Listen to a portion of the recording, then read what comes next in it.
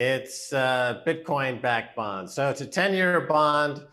Half the money is going to go into Bitcoin, and that Bitcoin has a 5-year lockup. The other half goes into infrastructure.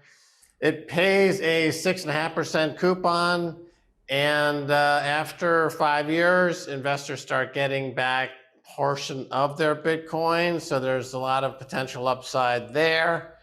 And it's initially $1 billion offer, although it looks like it's going to be oversubscribed pretty substantially. And the stage is set for up to 20 billion of these bonds, which would be fantastic for El Salvador. Right, exactly, Michelle. The geothermal energy that is piped into the Bitcoin miners. I had a chance to visit one of the facilities last week, and it's similar to what's going on in Iceland. So Iceland converts geothermal energy into Bitcoin.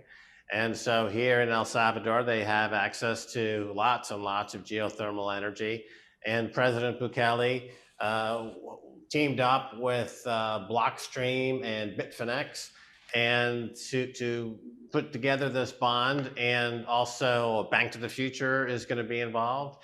And starting next month, they'll be taking orders for these bonds. But yes, you're absolutely correct. It's the geothermal energy powers the Bitcoin miners, and that's the core asset.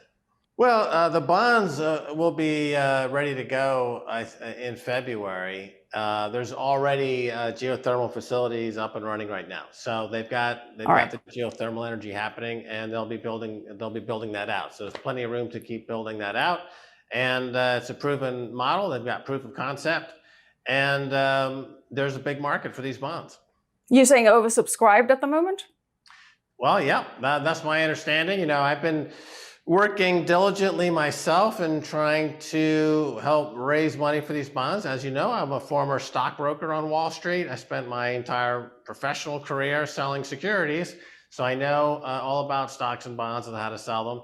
And there's indications of interest for over $1 billion in these bonds. So we think that the offer is going to go really, really well. Right. Well, as you know, Moody's is a lagging indicator. They tend to be 6 to 12 months behind the curve. What they're not seeing is that the country's got 10% plus growth this year in GDP. They're set to do 20% next year GDP growth. The boom in tourism is substantial. It's the only country in the region that had an increase in tourism dollars last year. They booked over $1 billion in tourist dollars during La BitConf, which was a Bitcoin conference. That's, I think, 6 to 12 months down the road, you're going to see rating agencies have to reverse themselves because they're not discounting what's actually happening now in terms of growth for the country.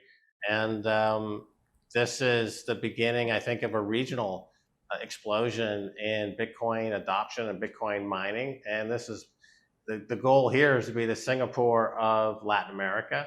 As this industry spills out over into the 5 countries that make Central America, you're going to find that El Salvador is the hub for all this banking going on. So if you put the populations of the 5 countries together, it's 65 million, potentially $1 trillion in economic activity. Max Keiser and Stacy Report are seeking citizenship here because this is like a startup nation. This is one of the fastest growing economies in the world.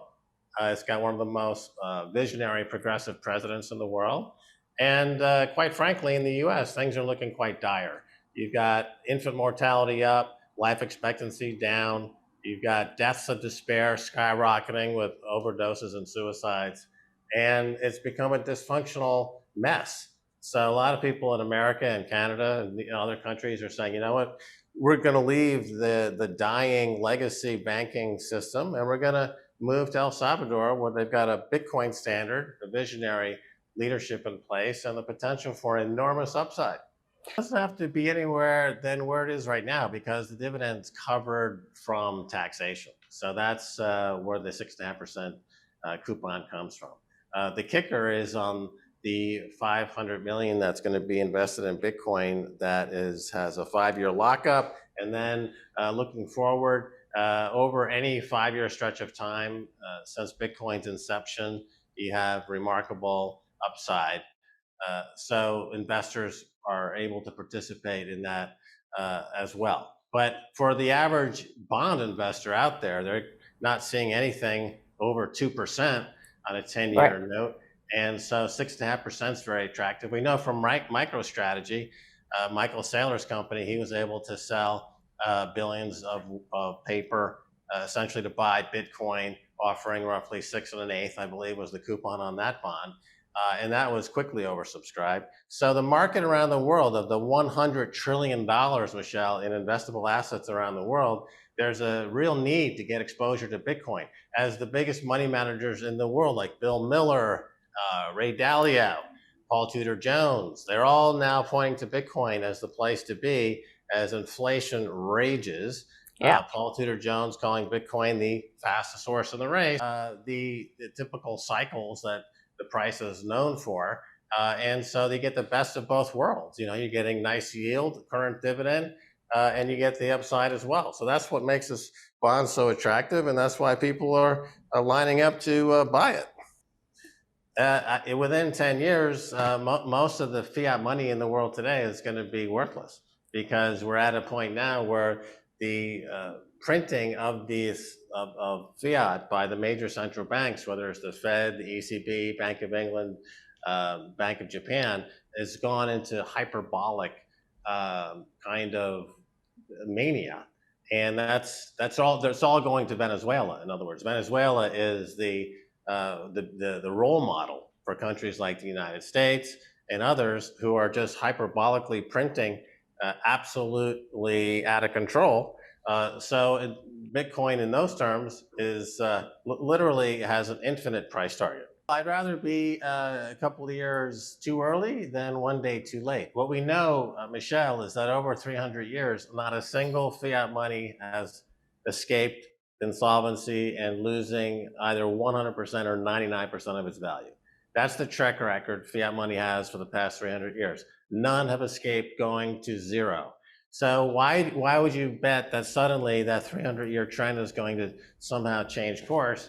And I think over the next 10 years, as you see these economies, these major economies like the US and China, who are carrying debt loads 300% to GDP, suddenly hit the breakers, and they're going to just try to print their way out of all this. And so we're talking about a fiat money apocalypse. Like I said, I'd rather be cautious and load up on as much Bitcoin as I possibly can now and not try to play games on the timing side. What I do know for sure is that these fiat money, all this currency is going to go to zero. The reason why Bitcoin is already in the tens of thousands of dollars per coin is that all of the major fiat money in the world is right now in a hyperinflationary collapse against Bitcoin. That's already happening right now. The dollar, the yen, yuan, they're all in a hyperinflationary collapse against Bitcoin right now. And that trend is going to continue.